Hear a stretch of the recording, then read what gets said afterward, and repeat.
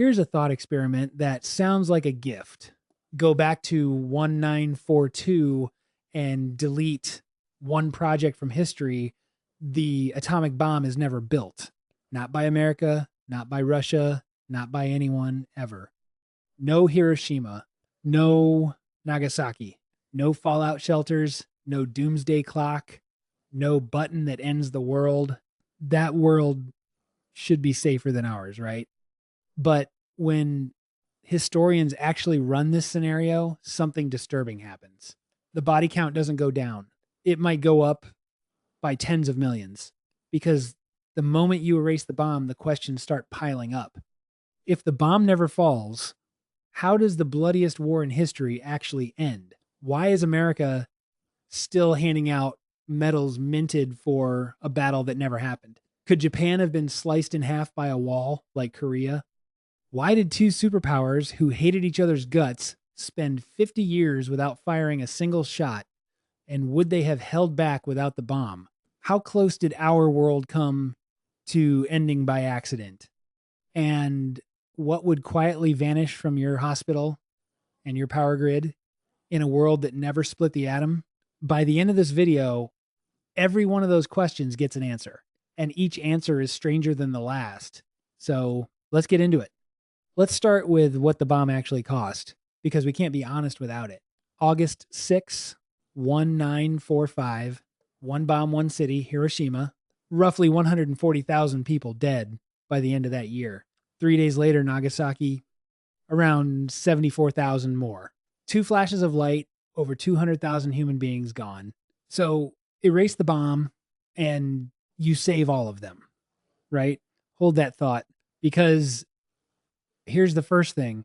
History won't let you skip. 5 months earlier, on a single night in March, American planes firebombed Tokyo with completely ordinary weapons. No atom was split. And somewhere between 80,000 and 100,000 people died before sunrise. One night, conventional bombs. To this day, it's the deadliest air raid in human history, and it wasn't nuclear. That's the uncomfortable truth about 1945. The atomic bomb didn't introduce mass death to the war. The war was already an industrial machine for it. The bomb just did in 1 second what fleets of bombers were already doing every single week. So if the bomb vanishes, the machine doesn't stop. It keeps going. And now we have to ask the question, this entire video hangs on. Without the bomb, how does World War II actually end? There was a plan, and it had a name, Operation Downfall.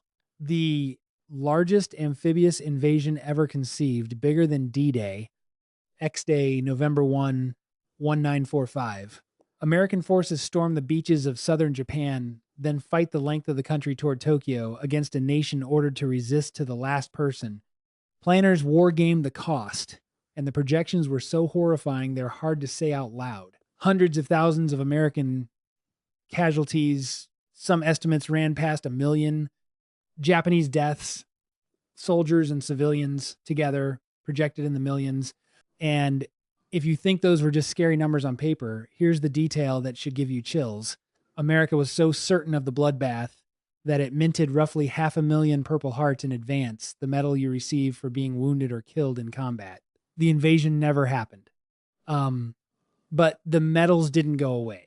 That stockpile was so massive that for decades afterward, soldiers wounded in Korea, Vietnam, Iraq, and Afghanistan were pinned with medals manufactured in 1945, medals made for a battle that never took place.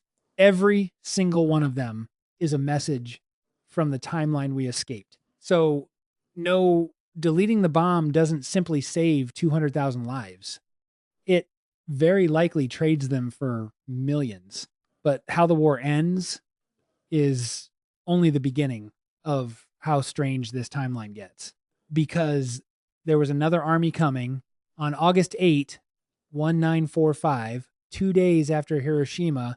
The Soviet Union declared war on Japan and threw over 1 million troops into Manchuria. In our timeline, Japan surrendered within a week, and the Soviets stopped But in the no bomb timeline, the war grinds on into 1946, maybe 1947. And Soviet documents show Stalin had already drawn up plans to land troops on Hokkaido, Japan's northern island. Now, play that forward, Americans fighting up from the south, Soviets pushing down from the north. Where have you seen that movie before? Korea, Germany. There is a very real version of history where Japan gets cut in half, a communist North Japan, an American South Japan, and a barbed wire line through the middle. Imagine a Tokyo wall instead of a Berlin wall. Imagine no Sony, no Toyota, no Nintendo, because the economic miracle that built them happened in a country that was never divided. One missing weapon, and the entire map of Asia redraws itself. But hang on, everything I've told you so far is just chapter one. The truly mind-bending part of this question isn't 1945 at all. It's the 80 years after. Let me ask you something that sounds simple and absolutely is not. The United States and the Soviet Union spent half a century as sworn enemies. They armed millions of soldiers, aimed them at each other across Europe, fought proxy wars on nearly every continent, and genuinely believed the other side wanted them erased. So why did they never fight? Not once. Not one direct war between them, ever. Think about how strange that is. For all of recorded history, when two great powers hated each other like that, they eventually went to war. It was practically a law of nature. Britain and France, Rome and Carthage, everyone in Germany. Then 1945 happens and the law just stops. Historians call it the Long Peace, and it's one of the strangest patterns in the modern world. The most heavily armed rivalry in human history produced zero direct wars. Why? Here's the theory most historians land on, and it's deeply uncomfortable.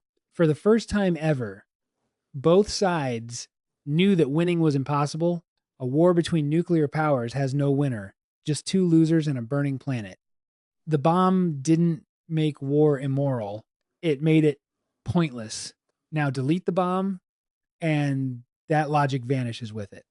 Korea, 1950 in our timeline, a brutal but contained war where American commanders floated nuclear options and were told no.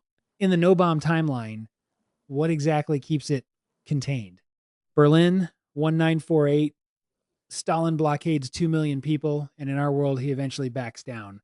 In that world, does he? World War II killed somewhere between 60 and 70 million people using weapons that were obsolete by 1950.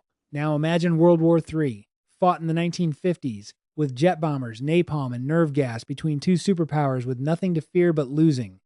Some historians argue this is the bomb's true legacy. It may have made the deadliest war of all time, the last one of its kind. So, case closed. The bomb saved us. Thank goodness we built it. No, because now I have to show you the other side of the ledger. And it's the scariest part of this entire story.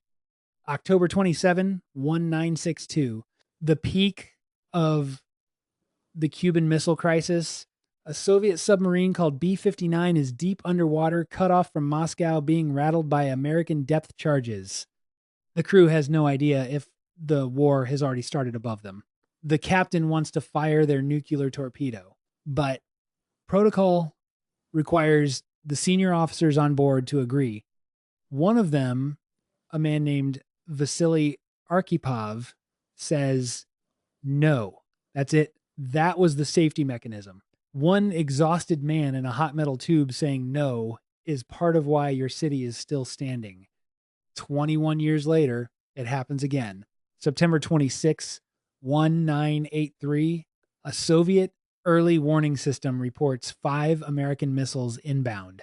The officer on duty, Stanislav Petrov, has minutes to report an American first strike, the report that triggers the counterstrike.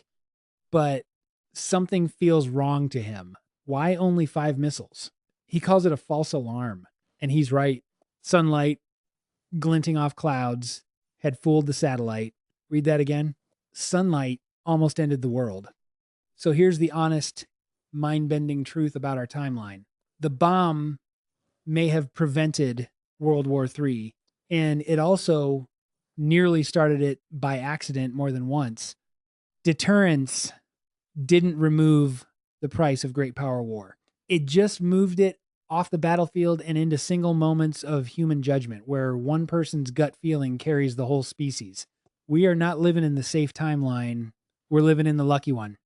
And the bomb rewired far more than war. This is the part of the no bomb world almost nobody thinks about. The crash program that built it, about $2 billion in 1945 money, dragged nuclear science forward by decades. Today, reactors descended from that program generate about a tenth of the world's electricity. Doctors perform roughly 40 million nuclear medicine procedures every year: cancer scans, heart imaging, radiation therapy. The same physics that can erase a city is quietly finding tumors, atom for atom. Erase the bomb, and you don't just erase mushroom clouds, you erase or delay by decades a chunk of modern medicine and modern energy. History doesn't let you delete only the evil, it's all one thread. So, what if nuclear weapons were never built? Here's the answer nobody wants. That world probably buries millions more people in 1945, splits Japan in two, and rolls the dice on a third world war with nothing to stop it. Our world escaped all of that, but the price is still sitting in silos right now, about 12,000 warheads, down from a peak of 70,000, any handful of which could end civilization this afternoon. One timeline almost certainly pays in blood. The other pays in risk, a coin flip, every crisis, forever. And here's the thought I can't shake, so I'm leaving it with you. Maybe the real question was never, what if we hadn't built the bomb? Maybe it's, how much longer can we survive the fact that we did? If this bent your brain, subscribe, because next time we're pulling another thread out of history to see what unravels.